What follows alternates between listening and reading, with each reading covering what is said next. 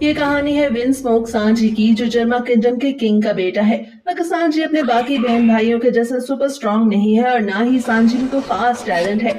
इसी बात का फायदा उठा के सांची के भाई रोज उसे बुली करते हैं और बुरी तरह मारते हैं। मगर सांची जब अपने फादर से शिकायत करता तो वो सांची को साफ इग्नोर करता। असल में सांची का फादर अपने बच्चों को सुपर सोल्जर बनाना चाहता था ताकि वो ईस्ट ब्लू नामी एक कंट्री पे राज कर सके।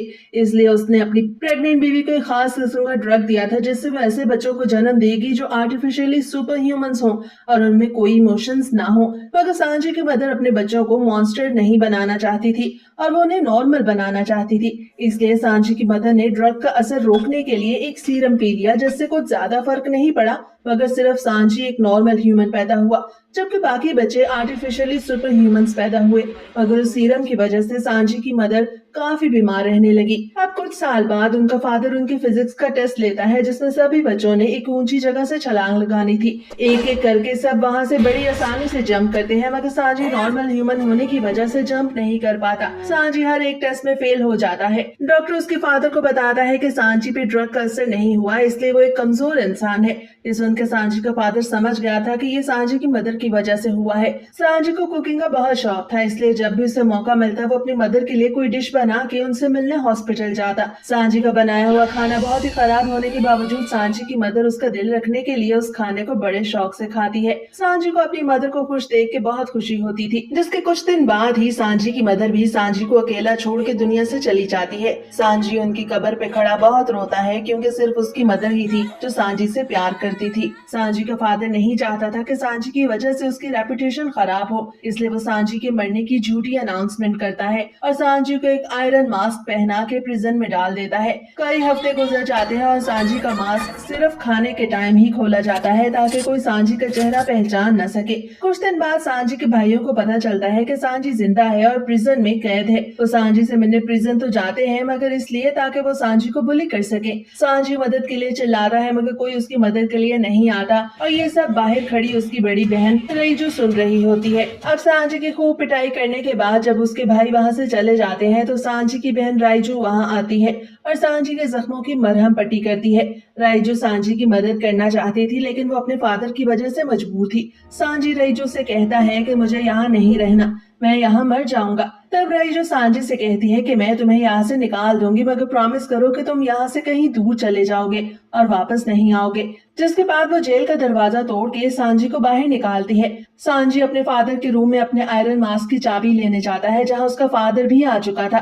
सांची के फादर को पता चल चुका था कि सांची वहाँ से भागना चाहता है, इसलिए वो सांची से कहता है कि मैं तुम्हें रोकूंगा नहीं क्योंकि मैं खुद भी तुमसे छुटकारा पाना चाहता था। बस मुझ पे एक एहसान करना कि कभी भी किसी को मत बताना कि तुम मेरे बेटे हो, आज से तुम मेरे लिए मर चुके हो। राइजू बाहर खड़ी अपने फादर की ये सभी बातें सुन के रोने लगती है कि भला कोई इंसान अपने बेटे से इतनी नफरत कैसे कर सकता है। जिसके बाद राइजू सांची को एक शिप की तरफ इशारा करके कहती है कि इस शिप में तुम्हें जाना है। दुनिया बहुत बड़ी है और मुझे यकीन है कि तुम्हें कोई भले लोग जरूर मिलेंगे जो तुम्हारा ख्याल रखेंगे। ये कह के राइजू अपने भाई सांची को धिक्का देती है और रोते हुए सांची से कहती है कि जाओ यहाँ से और कभी वापस मत आना।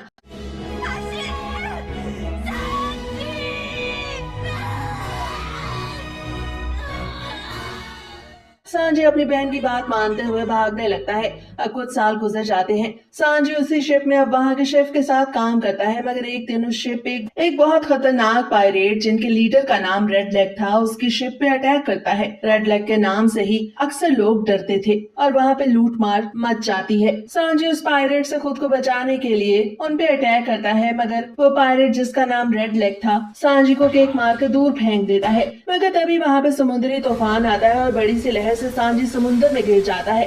ये देख के रेड लेग सांची को बचाने के लिए समुद्र में जंप करता है, मगर समुद्री तूफान की वजह से उसकी शिप भी उलट गई थी जिसमें रेड लेग की एक टांग फंस गई थी। मगर सांची की जान बचाने के लिए रेड लेग अपनी उस टांग को जो शिप के मलबे में फंसी हुई थी उसे काट देता है। अब तूफान थम जाने के बाद सांची और रेड लेग समुद्र के बीच एक छोटे से आइलैंड पे आ गए थे जो सिर्फ पत्थर से बना था। रेड लेग सांची को बताता है कि दोनों शिप्स डूब चुकी हैं और इस बैग में तुम्हारे हिस्से का खाना है। जब तक मदद नहीं आती तुम्हें यही खाना होगा। हम समुद्र से काफी ऊंचाई पे हैं, इसलिए हम मछलियां नहीं पकड़ सकते। सांची रेड लेग से कहता है कि तुमने मुझे इतना थोड़ा सा खाना दिया है जबकि तुमने अपने लिए बहुत सारा खाना रखा है।